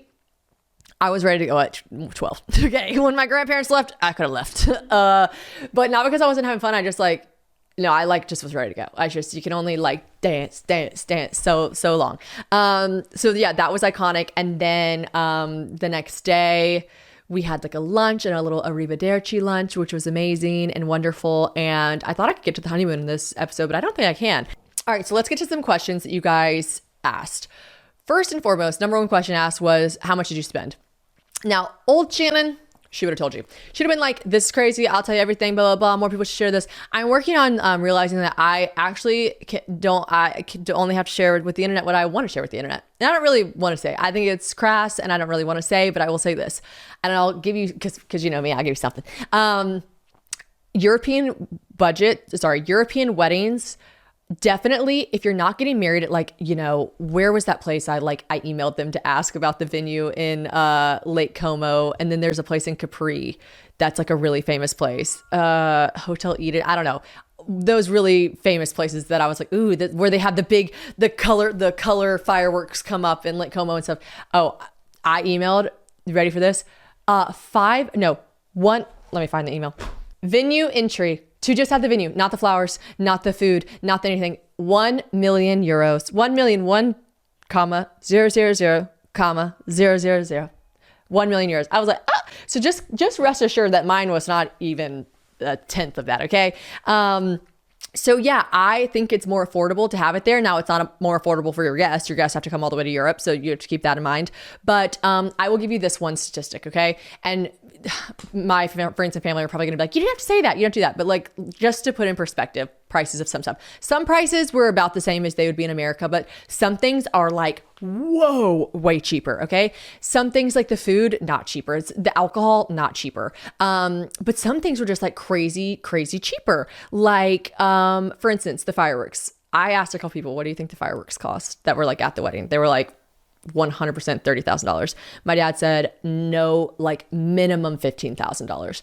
Those fireworks cost us $2,000 for a 10-minute insane 4th of July fucking mega huge fireworks show. Like that is crazy. Like when they told me that, I thought they were going to pass out sparklers. When they were like, that's the price, I was like, oh yeah, that's the price for wedding fireworks. Sure. We're going to get some fucking poppers and fucking sparklers.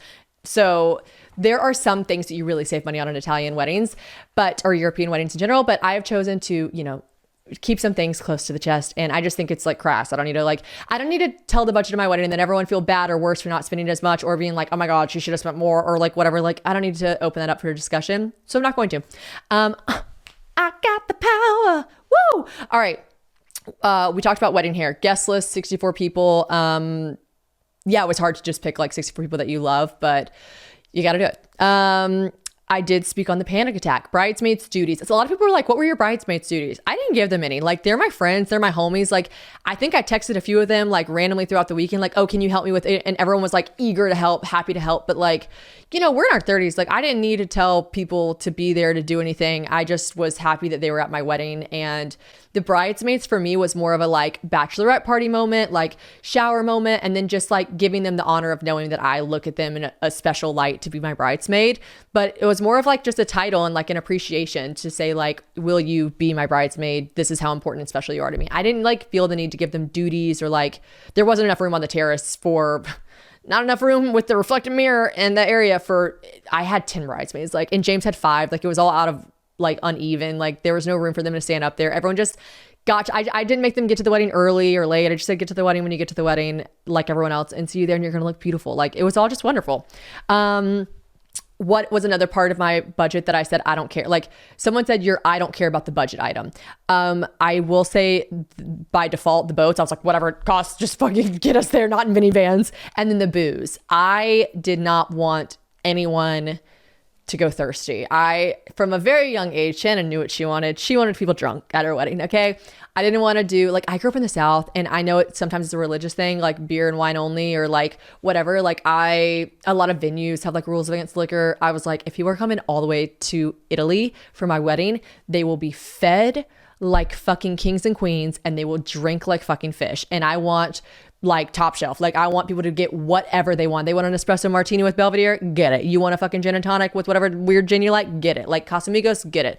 I wanted everyone to get whatever they wanted. And that was the moment that a couple of times James was like, we shouldn't do that with the budget. And I was like, no, we should do it. And you know what's crazy? People actually drink a little bit less than you think. Like they really do. Like we had 64 people, and I kept telling James that. I said, we don't have 200 people. Like those numbers start adding up when you have 200 people. Like people aren't going to, we're not at a college frat party. Like people aren't going to be like hammering booze, and they really didn't drink as much as you would think they did. So, but that was an item that I was like, whatever it costs, ring it up. Things that make or break a destination wedding. I think this is allowing people, if they're coming to a destination, to actually enjoy their destination. And what I mean by that is, if you're going to tell everyone, this is what everyone says when they throw a destination wedding, without fail, people go, but they give it more like a vacation for you. And it's like, well, okay, not really. not really, because I'm coming for you. So not really a vacation for me. You're picking the place, you're picking the stuff. I got to wear this. And half the time we're just celebrating you. So vacation for me, not really. That's always bugged me. Like, can't you come to Turks and Caicos for my wedding? You would spend this on a vacation for yourself. I just straight up said, like, I'm gonna need y'all to spend some cash for my wedding, okay? If you want to come, it's gonna be flights and hotels. So yeah, like I think don't plan too much stuff. Like we had the welcome party and the wedding. After that, like everyone enjoy Positano. That's another reason I didn't want like my bridesmaids or the groomsmen to like have to like be in my suite at 9 a.m. on the wedding day. My bridesmaids, do you know where they were at the morning of my wedding and the afternoon of my wedding? They were on the beach. Like they were tanning with their husbands and enjoying Positano. And that's what I wanted for them, you know? That lunch the day after, I was like, come if you want free lunch and free booze. Other than that, you don't have to come. And a few people were like, we have reservations or we have a boat day. I'm like, live your truth, babe. Like I think a key to destination weddings is if you're going to make people schlep their asses to Europe, like let them enjoy Europe. Like plan your shit and then let them enjoy themselves. Like give them recommendations of places to stay, things to do, like boat places, whatever. But like, yeah, don't like plan too many things because that's not really a vacation for people. Okay. Small talking with your other relatives, like that's not really that fun for other people. So, okay. I feel like we had the perfect amount of like things related to our wedding at our destination wedding. People asked about, I'll talk about the honeymoon later, but people did ask why none of James' friends were on the friend moon where we did on the boat. One, we planned that very last minute, maybe about 2 months before, and all of James' friends, not one of them, not a one, is an influencer. So they were like, cool, we're already taking off time to come to your wedding and we have real jobs to get back to. And that is no shade towards my friends that came on the boat trip. Like a couple of them have real jobs as well, but they were just already coming to Europe as Americans. Like when you come to Europe, you probably already take a week off. When you're European and you come to Italy, that's like a 2.5 hour flight. So you come for the weekend, and a lot of them took off Friday so they could come to our welcome party, you know? And then so also James, like literally 4 of James' friends got married this year. So there's a lot of PTO for James, you know, squadron of friends with real life jobs. And we asked like 3 of them. They were like, we can't swing it. Like we can't take any more time off work. And I was like, fair enough. So that's why his friends were not on the boat. We did beg them to, but life is real. Okay. Oh, a lot of people asked about James' butterfly pin. So James's butterfly pin was a nod to his brother and it was really sweet. I got it to him for him as a gift. It was like a very cool vintage brooch that I sourced and I kind of just gave it to him as a gift on the wedding day to keep with him. I thought he'd kind of wear it on the inside of his jacket or something. I didn't want him to feel pressure to like put, a giant butterfly on the lapel of his Tom Ford suit. And when I walked down the aisle, I hadn't seen him obviously before the big day. And when I walked down the aisle and I saw it was just like so proudly and perfectly on the front of his suit, which I also thought looked like really cool and fabulous. I just was like, that is so sweet. But it was a nod to his little brother and it was really sweet. People asked me about my workout routine before the wedding and yeah, I just did everything I did regular. I did not stress about my weight. I actually, like people say like, you're not going to fit in your wedding dress. Like my wedding dress was a corset. So many people tell you that you're going to lose so much weight for the wedding. You're going to lose so much weight before the wedding. Like you'll be so stretched, you won't be eating. Like I was literally the exact same weight. Now my corset was like one of those Pirates of the Caribbean corsets. And I literally told Taylor, I was like, I want Ozempic allegations. Like I want you to rip that fucking corset in so tight that people are like, what? We're scared. Where did her waist go? Uh-oh, John Cena, where's her waist? Like, and I will say, the second I walked down that aisle, I remained in it for like cocktail hour for a second. But when we got into that room, I looked at Taylor, I go, take it off. Take it off. And she was like, okay. And so then we undid the corset and then just like zipped it up like normal. But I was like, when I walked down that aisle, I want to look absolutely snatched to the guats. But I didn't change anything. And I was in Europe for a month before, which is a lot of walking and a lot of like obviously better ingredient food. But I stayed the same weight. I stayed the same weight. So I think that's a healthy thing. I also like, I wanted to look back at my wedding photos and be like, that's me. Like it's kind of, it's not sad isn't the right word, but it's just like interesting to me when girls like go on some crazy year-long like fitness diet, whatever. Like I want to look the best in my life for my wedding, and all that is fine and good. Like look the best that you want to look for your wedding day, but then it's a bit odd when you like get yourself to a weight that's not like obtainable or healthy, like a weight that your body doesn't naturally sit at, that you have to like force your body into being. You're always gonna look back at those photos and be like, I don't know, feel bad. Like I don't look like that anymore. I never will. Like, so then don't look like that on your wedding day. Like look like yourself. And people say that about makeup and all kinds of stuff. Like don't try anything new. Don't do anything crazy with your hair or makeup. Like look like yourself. And I feel like we should do that with our bodies too. Like we don't need to be me literally being like, can you pull that corset until people think I'm on Ozempic? Like that's different. I just mean like, I don't think we need to be like physically trying to like alter our bodies and lose weight in a crazy way before your wedding. Like be yourself, look like yourself, be healthy. Okay. And I think that covers it. Oh, people were asking about what my dress drama was, and also some questions about like the suits that people wore. So James wore a Tom Ford suit that we had custom done for him in London. And then a couple questions on the tuxes. So our wedding was black tie. That means everyone needed to be in a tux. My dad looked so dapper. My little brother looked so good. And my brother and dad are the kind of people that don't exactly have black tie tuxedos just hanging around. And they use Generation Tux, which is a company that I actually have to give a huge shout out to for a second because it is such a cool concept. Again, a lot of people don't just have a tux lying around. Like it's just not something you need on hand all the times. And so what do? They rent a tux, right? But then sometimes those are just like really generic. And then you can just tell, I feel like there's a vibe. You can just tell when a tux is a rental. All right. But with Generation Tux, and this is why I told my brother and my dad, I was like, you'll have to use this company because it's just incredible. They still give you these custom tailored tuxes for rental. Like using their measurements, my brother and my dad, I mean, I'm talking every measurement down to the like centimeter, like your inseam, your like where you want your hands to go down. Do you want your pants to be slim fit? Do you want it to be this? Where do you want the hem to end? Like every single thing, your chest, like the measurements were very, very intense. Like how much do you weigh? All this stuff down to the letter. Okay. Then they create this custom tailored tux for you. And then they ship it to you. Boom, bada bing. You rent it. You ship it back.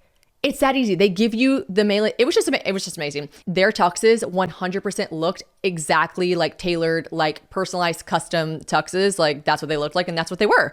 But they were rentals, baby. So Generation Tux, huge shout out. Love you guys. My brother and dad were obsessed. Okay. And then the dress drama. I think I should honestly save the dress drama for another episode. I'm going to leave you hanging. I'm going to leave you hanging on a thread. I can't talk about this shit anymore.